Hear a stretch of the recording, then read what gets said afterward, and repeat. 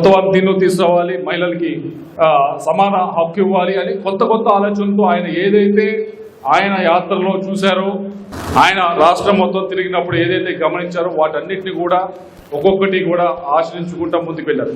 ఇవన్నీ చేస్తూ ప్రతి ఒక్కరూ కూడా చెప్పేది ఇప్పటికి కూడా ఎక్కడ ఎవరు కూడా వేరేగా మాట్లాడింది ఏంటంటే ఏ ఒక్క విషయంలో కూడా ఆయన ఎక్కడా కూడా అవినీతి అనేది ఎక్కడా కూడా చేరనేలేదు. ఇవన్నీ మార్పులు చేశారు, అలాగే కొత్త విధానాలు తీసుకొచ్చారు, కొత్తవి అన్నీ చేస్తూనే ఎక్కడా కూడా ఆయనకి ఎక్కడ అవినీతి మార్గ అనేది ఎక్కడా కూడా అనలేదు. అది ఆయనలో ఉన్న గొప్పతనం. కాబట్టి వీటిని వర్ధంతి రోజు, జయంతి రోజు మనం గుర్తు చేసుకోవడమే కాకుండా వీటిని మరింతగా ప్రజల్లోకి వెళ్ళేదానికి అన్ని ప్రయత్నాలు చేయాలి.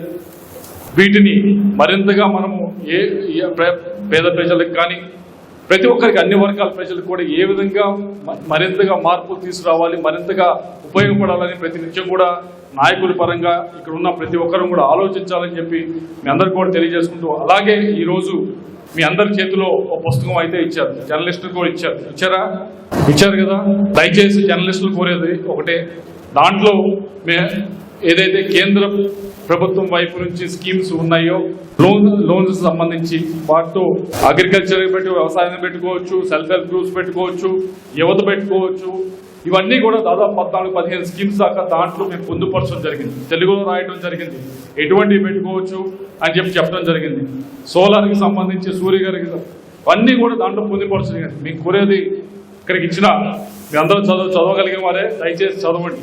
మీరు దానికి అప్లై చేస్తే చేయండి, చేయలేకపోతే కనీసం మీకు తెలిసిన వారితో అన్నా అప్లై చేయించేదానికి ప్రయత్నించండి.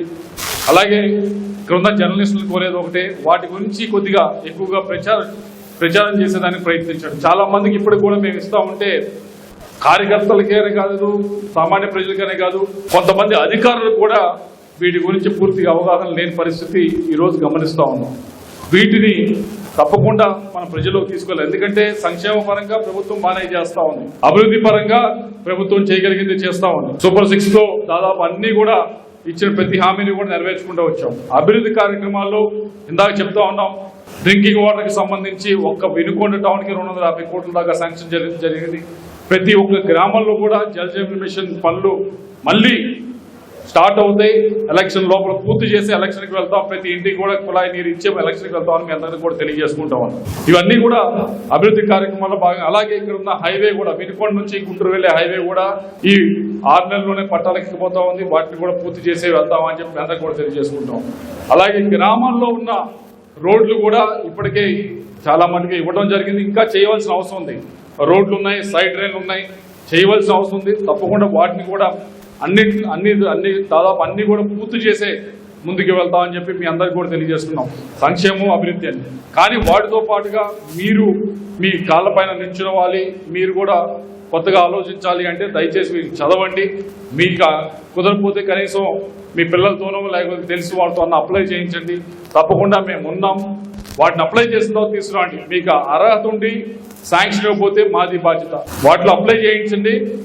ఇప్పుడు సూర్య గారు ఉంది, ఎంతమంది సొంత ఇల్లు ఉన్నాయి? ఇక్కడ సొంత ఇల్లు ఎంతమందికి ఉన్నాయి? అంతేనా? అందరికీ ఉంటాయి సొంత ఇల్లు. సొంత ఇల్లు పైన ఎంతమంది సోలార్ ప్యానల్స్ పెట్టించుకున్నారు? కరెంట్ బిల్ తగ్గిందా? తగ్గింది కదా, తగ్గిందని చెప్తా. తగ్గింది. మరి ఇంతమందికి సొంత ఇల్లు ఉన్నాయి. 80,000 దాకా గవర్నమెంట్ వైపు నుంచి డబ్బులు ఇస్తా ఉన్నారు మీరు సోలార్ ప్యానల్స్ పెట్టించుకోమని. ఇంత అవకాశం ఇచ్చినా కూడా మీరు ఆ స్కీమ్ని వినియోగించుకోకపోతే ఎవరికి ఉపయోగం? ఎవరు నష్టపోయేది? మీకేమన్నా గవర్నమెంట్కి ఎదురు డబ్బులు కట్టాలని ఏమన్నా ఆశగా ఉందా? తగ్గించుకుంటే మంచిదే కదా కరెంటు బిల్లు. ప్రతి ఒక్కరు కూడా ₹1 పెంచితే చాలా ఇబ్బంది పడతారు. కానీ ప్రభుత్వం వైపు నుంచి ప్రయత్నిస్తూ ఉన్నాం. వచ్చే 2 సంవత్సరాల్లో ఇంకో ₹1.5 తగ్గిద్దాం అనే యూనిట్కి. కానీ మీ వైపు నుంచి కూడా కొద్దిగా అవకాశం ఉంది కాబట్టి వాటిని సూర్య గారిని పెట్టించుకోవచ్చు కదా. మీరు కొద్దిగా జర్నలిస్ట్ మీ వైపు నుంచి కూడా చేయండి. అదే కాదు, మిగతావి కూడా ఏదైతే 14 స్కీమ్స్ దాకా ఉన్నాయో వాటిలో కూడా అప్లై చేయండి. అప్లై చేసి ఎవరికైనా వేరు కారణాల వల్ల ఆగిపోయి ఉంటే తప్పకుండా అప్లికేషన్ తీసుకురండి. మీకు అర్హత ఉంటే మాత్రం ఇప్పించే బాధ్యతలు మేము తీసుకుంటామని చెప్పి మీ అందరికీ కూడా తెలియజేసుకుంటూ, ఎందుకంటే జీవి గారు అంటారు, సార్ ఒకేసారి ఒక 100 మంది అప్లై చేస్తే 100 మందికి ఇవ్వకపోతే మనకేమైనా చెడ్డ పేరు వస్తుందేమో అని. 100 మంది అప్లై చేస్తే ఒక 30-40 మందికి వచ్చినా మనం ఆనందపడాలి.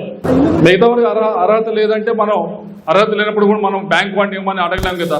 కానీ అర్హత ఉన్నవాడికి ఇప్పించే కార్యక్రమం చేస్తే 100లో 30 మందికి ఇప్పించినా మన పని మనం చేసినట్లే కదా. కాబట్టి దయచేసి మీ వైపు నుంచి చదవండి, అప్లికేషన్ పెట్టండి, పెట్టి మీరు ఎవరైతే ఉందో తీసుకొచ్చి ఇవ్వాలని చెప్పి మిమ్మల్ని అందరూ కోరుతూ మరొకసారి నాకు అవకాశం ప్రసాదించిన ప్రతి ఒక్కరికి కూడా ధన్యవాదాలు తెలియజేసుకుంటూ సెలవు తీసుకుంటా ఉన్నాను.